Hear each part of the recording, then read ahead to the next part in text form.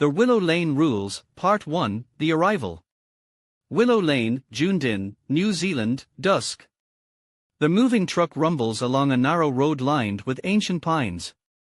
The sky burns with the dying light of autumn. At the end of the lane, a crooked mailbox leans under the weight of moss, number 17 Willow Lane. Inside the cab, Daniel Reed, 32, grips the steering wheel. Tired eyes, a weak stubble, the face of a man who hasn't truly slept since someone he loved stopped breathing. Narration, Daniel. I thought a different hemisphere would mean a different life. Turns out, you can't outrun memories. They follow you like shadows. He parks beside the house, a two-story colonial relic, its white paint faded to grey, roof shingles warped by decades of storms. Beyond it, the forest hums like something breathing. In house no. 17, night. The door creaks open. Dust motes drift in the flashlight beam. The house smells of pine, old paper, and something metallic beneath it, faint but persistent, like rusted nails in rainwater. Daniel sets down a box labeled, Lily's Photos. He hesitates before opening it, then decides against it. He begins exploring, kitchen, living room, empty bedrooms. The silence is absolute. In the kitchen, he opens a cabinet. Inside, folded neatly under a stack of cracked plates, is a yellowed sheet of paper. The handwriting is slanted, urgent. House rules, number 17 Willow Lane. Lock the front door at exactly 12:04 a.m. Do not open the door for the girl who knocks on Friday at 7:30 p.m. If you hear footsteps on the roof after 1 a.m., stay in bed. Never look out the windows between 1:12 and 1:18 a.m. Feed the black cat and let it out before midnight. Daniel frowns. Daniel half laughs. What the hell is this? A joke. He flips the paper, blank. A faint brown smear stains one corner. He smells it. Not ink. He folds the list and pins it to the fridge with a magnet shaped like a kiwi bird. In bedroom, later that night. Daniel lies on his mattress, still in jeans and sweatshirt. The wind scratches against the old glass panes. Somewhere in the house, wood pops and groans. The alarm clock reads 12:03 a.m. A faint click echoes from downstairs. Then, a slow creak. The front door drifts open by itself. Daniel sits upright. The digital clock flips to 12:04.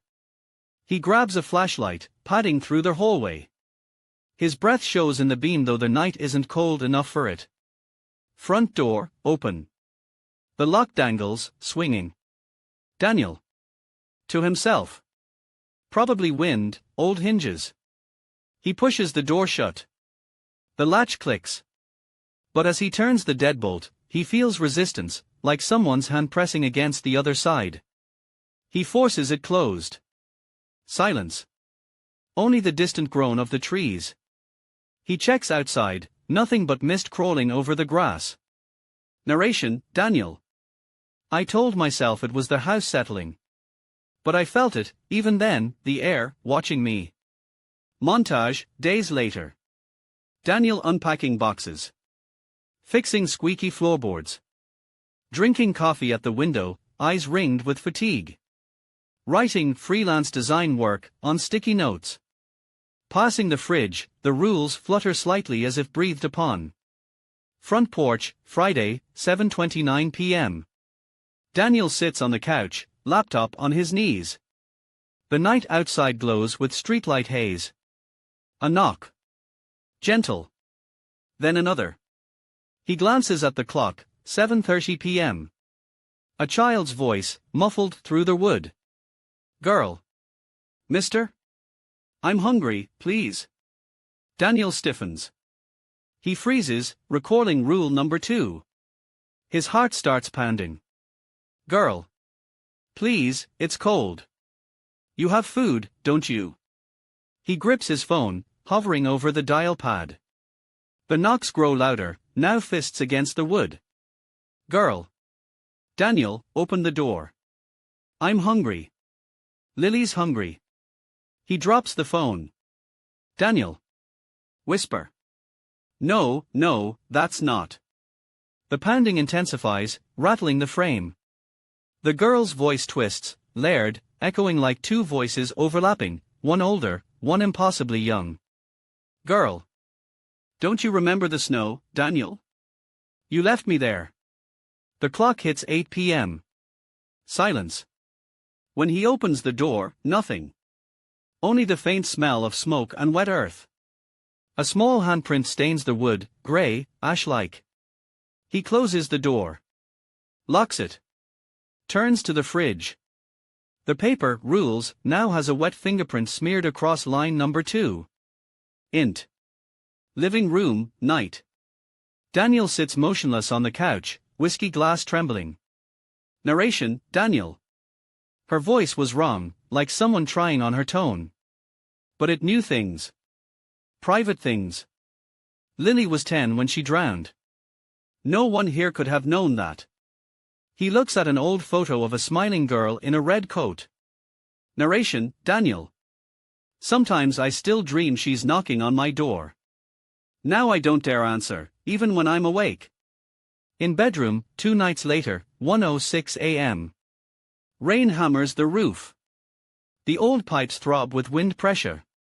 Daniel tosses in bed, eyes wide open. Then, footsteps. Slow. Heavy. On the roof.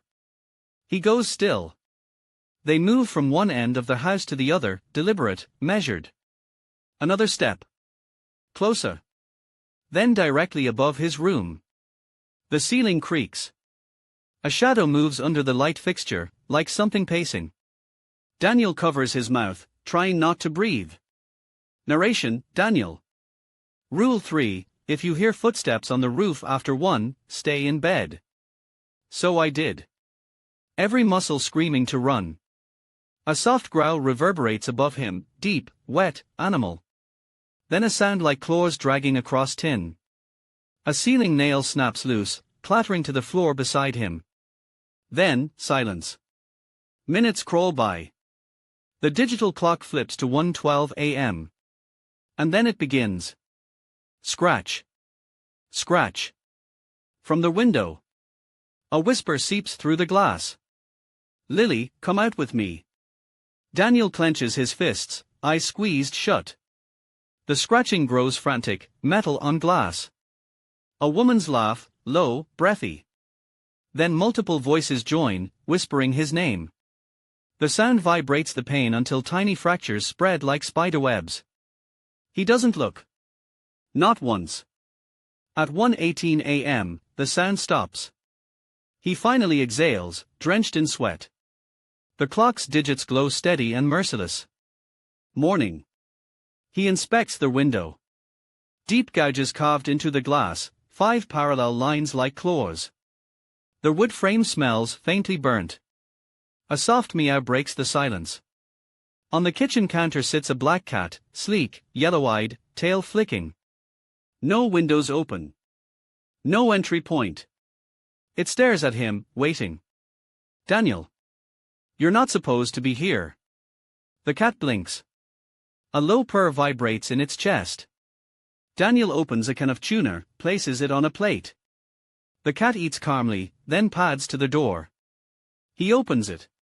The cat pauses, looks back once, eyes glinting, then disappears into the fog. The clock reads 11:59 p.m.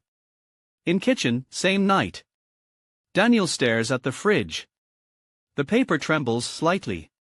Narration, Daniel. Whoever wrote those rules knew what this place was. And maybe, how to survive it. He unfolds his notebook, scribbling a header. Willow Lane, incident log. Below it, he writes. Door opened itself, 12:04 a.m. Girl knocking Friday 7:30 p.m., said Lily's name. Footsteps on roof, 1 a.m. Scratching window, 1:12 to 1:18 a.m. Black cat, fed, vanished. He stares at the last line, pen hovering. Narration, Daniel. The house has rules. And rules mean someone, or something, wants them followed. Part 2, The Investigation. Willow Lane, morning. Mist clings to the street like wet gauze. Daniel stands on the porch, coffee steaming in his hand. His eyes are red from another sleepless night. Across the lane, Ruth Carter, late 60s, tends her garden. A silver-haired woman with a floral scarf and an expression that shifts between kindness and wariness. When she sees Daniel, she freezes, almost like she wasn't expecting anyone to still live there. Ruth. You're staying at 17. Daniel. Yeah. Moved in last week. Ruth's hand tightens on her watering can. A long pause. Ruth. I see. Then I suppose, you've already heard things at night? Daniel studies her, surprised. Daniel. So it's not just me. Ruth. Smiles sadly. No, dear. Never was. In Ruth's house, later. The interior is warm, filled with old photos and lace curtains. Ruth pours him tea. Ruth. There was a man before you, Nathan Cole. Stayed 11 months. Quiet fellow, bit paranoid at the end. Used to walk to town before dawn, said it was safer when the sun wasn't watching. Daniel. He left those rules. Found them in the kitchen cabinet. Ruth sets down her cup, hands trembling slightly. Ruth. He said they weren't his. Said he just copied them from the wall, before the house wrote new ones. Daniel frowns. Daniel. Their house wrote them. Ruth. That's what he claimed. I didn't believe him. Then he disappeared. No goodbye, no sale notice. Just gone. Thunder rumbles outside, distant but heavy, rolling over the hills. Ruth leans closer. Ruth. He told me one thing before he left.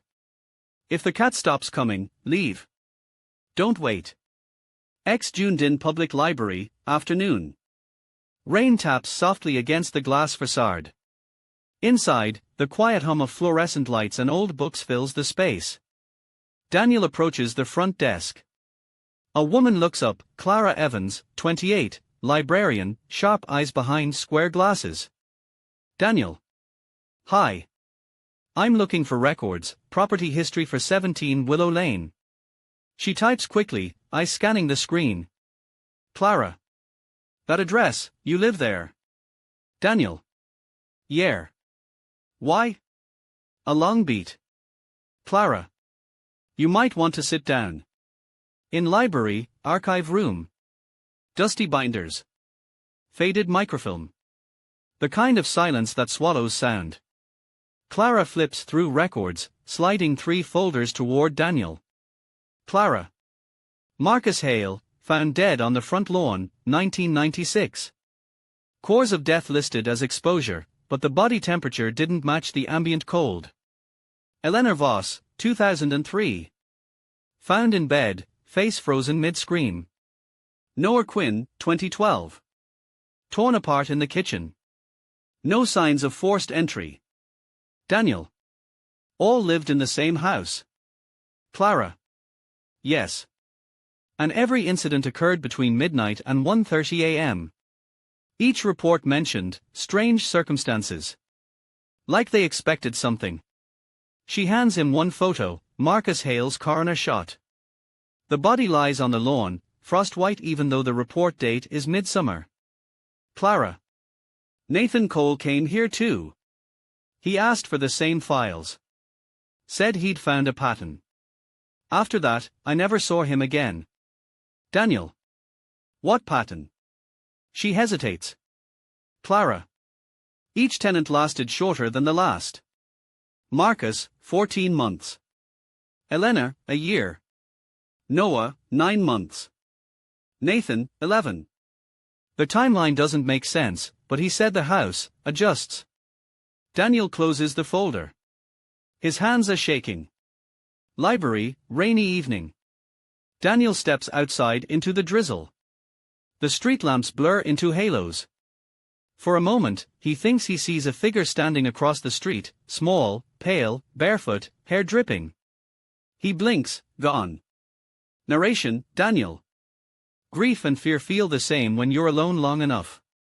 But she said my name. The girl outside. She said it like she'd known me forever. In Daniel's house, night. Daniel sets the files on his table, spreading out photos and newspaper clippings. The rule sheet sits in the center, illuminated by lamplight. He adds sticky notes. Marcus Hale, 12:15 a.m., lawn. Eleanor Voss, 1:15 a.m., bedroom. Noah Quinn, 1 to 1:30 a.m., kitchen. Nathan Cole, missing, unknown. Narration, Daniel. Every death, every rule, every hour, they overlap. Like their house has a schedule. And tonight, it's my turn on the clock. In living room, midnight. Daniel sits with his camera pointed at the front door. He speaks quietly into a recorder. Daniel, to recorder. Experiment log, March 18, testing rule 1. I'll leave the front door unlocked at 12:04 a.m. If anything happens, I'll document it. He checks the clock, 12:03. Click. The lock on its own turns open. Creak. The door drifts ajar. Cold wind pours in, carrying with it faint whispers, childlike laughter, echoing from nowhere. Daniel lifts the camera. The lens shakes. The door slams shut by itself. Every cabinet bursts open at once. He drops the recorder. The house groans like it's alive. From the kitchen, the cat appears, soaped, fur bristling. It hisses, staring past Daniel's shoulder toward the hallway. Narration, Daniel. Something else was in the room. The cat saw it. And for a second, I thought I did too. A silhouette shifts in the reflection of the glass cabinet, tall, human-shaped, eyes red as dying embers. Daniel lunges for the light switch. Darkness swallows everything. In bedroom, later. The storm outside howls. Daniel sits on the floor with his back to the wall, flashlight trembling. He replays the audio from his recorder, static, then faint breathing. And a whisper, male, close to the mic. Whisper, on tape. Stay. Daniel drops the device. Willow Lane, next day. The morning sun cuts through fog. Daniel walks to Ruth's house, pale, shaken. He knocks. No answer. He peers through the window. The living room is spotless. But something's wrong, every clock on her wall reads 12:04. He steps back. Notices the garden hose still dripping, her teacup on the porch railing, steamless. A chill runs down his spine. In Daniel's house, evening. He returns home, slamming the door behind him. The cat is waiting, tail wrapped around its paws. It meows softly, then trots toward the back door. Daniel. You're leaving again, huh? The cat pauses, looks up, its eyes flash gold, like candlelight through amber. Narration, Daniel. The only living thing in this house that isn't trying to hurt me, might not even be alive. He opens the door. The cat steps out into the twilight and vanishes into the trees. In kitchen, night. The rule sheet now has a new line written beneath the fifth rule, faint, in the same handwriting. Rule 6, do not attempt to leave. Daniel stares, pulse hammering. He grabs a pen, writes beneath it. Who are you? He pins it back to the fridge. The next moment, the kitchen lights flicker. When they steady, his writing is gone. Instead, a reply scrawled below. Lily. Daniel stumbles back, breath catching in his throat. Narration, Daniel. I should have run. But when grief whispers in a familiar voice, it doesn't sound like danger. It sounds like home. Montage, nightfall. Daniel packing bags, searching for his passport, it's missing. The car keys vanish from the table. Boxes he'd sealed earlier now reappear stacked in the hallway. The phone rings once, then goes dead. A soft child's laughter fades into the vents. Narration, Daniel. The house didn't want me gone. It was making sure I never would be. In living room, 1 a.m. A rhythmic sound, Thump, thump, thump. Like someone pacing just above him on the roof. He looks up. Dust falls from the ceiling. Then, a muffled cry, distant but close, like someone trapped inside the walls. Daniel grabs a flashlight, trembling. Daniel. Lily? Is that you?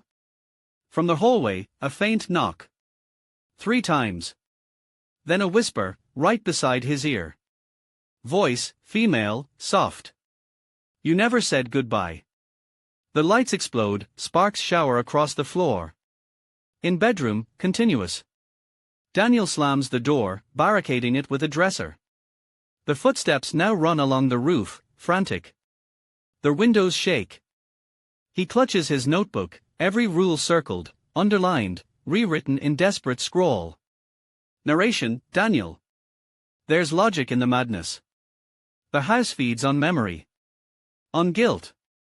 On names whispered too loud. A photo of Lily slips from the notebook, her smiling face now distorted, the edges of the print burned. He presses his back to the wall, eyes darting to the clock. 1:11 a.m. The next minute will decide if he survives. Part 3, The Final Night. In bedroom, 1:12 a.m. The clock digits burn crimson in the dark, 1:12 a.m. Daniel lies motionless, every nerve electric. From outside, scratch. Scratch. The same sound as before. But this time, it's louder. Closer. Then, a voice. Voice, whispering, childlike. Daniel, come see, it's snowing. He clenches his eyes shut. The scratching grows frantic, carving into the glass. A faint laugh, like a child spinning in circles. He forces himself not to look, but something moves inside his peripheral vision. A pale hand sliding down the window from the outside. Narration, Daniel. Every instinct screamed to run. But the rules said stay. And for the first time, I realized the rules weren't for protection. They were containment. The sound stops. Then, a soft tap on the other window. He turns. Nothing. 1:18 a.m. The scratching ceases. Silence again. In hallway, 2 a.m. Daniel creeps through the corridor, flashlight in hand. The air feels thicker, like breathing through fabric. He passes framed photos left by former owners. Each face seems subtly changed, eyes blackened, mouths open mid-scream. At the end of the hall, the rule sheet on the fridge now glows faintly, veins of red light pulsing under the paper. He approaches. The ink writhes, reshaping itself. Rule 7, you cannot leave. Daniel. Whisper. Watch me. He tears the sheet down. The house groans, a sound deep and wet, like something tearing itself open. Every light bursts simultaneously, plunging the house into darkness. In kitchen, continuous. Daniel fumbles for his flashlight, its beam cuts through the dark. Cabinets slam open and shut on their own, dishes exploding mid-air. Through the noise, a faint meow rises, the black cat sits at the threshold, back arched, hissing toward the hallway. Narration, Daniel. The cat came back. But it wasn't warning me this time. It was saying goodbye.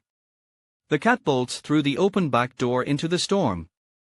A scream follows, not human, not animal. Just pressure and rage and the sound of something ancient uncoiling. In living room, moments later. Daniel grabs his packed bag, fumbling with car keys he'd found in the drawer. He opens the front door, the world outside looks distorted, like glass underwater. He steps forward. The moment his foot crosses the threshold, the ground splits, reality warps. The air bends backward. Wind howls from nowhere. He's yanked back into the house as if by an invisible hand. Daniel. No. Let me go. The door slams, locks itself. He pounds on it, each hit sending shockwaves through the wood, which seems to breathe beneath his fists. Narration, Daniel. I wasn't trapped in the house. The house was trapped in me. In stairs, continuous. The walls ripple. Paint peels in long, bleeding streaks. Footsteps thunder above, dozens of them, running, circling. The whispering returns, now hundreds of voices overlapping, men, women, children. All speaking at once, a single phrase, "Stay with us." He bolts upstairs. Every bulb along the staircase flickers red. Upstairs hall, same. He bursts into the hallway. The temperature drops instantly. His breath fogs. Frost crawls across the wallpaper like living veins. The door to his bedroom creaks open by itself. Inside, the photo of Lily lies on the bed, pristine. Her voice echoes faintly. "Lily. You said you'd keep me safe." He swallows, trembling. "Daniel. You're not her." "Lily. Then who am I?" The ceiling cracks. Dust rains down.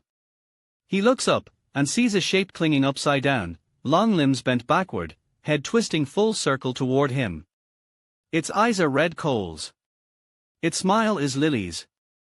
Daniel screams, hurling the flashlight. It shatters against the creature. Light flashes, and the thing melts into shadow, crawling into the walls. In bedroom, continuous.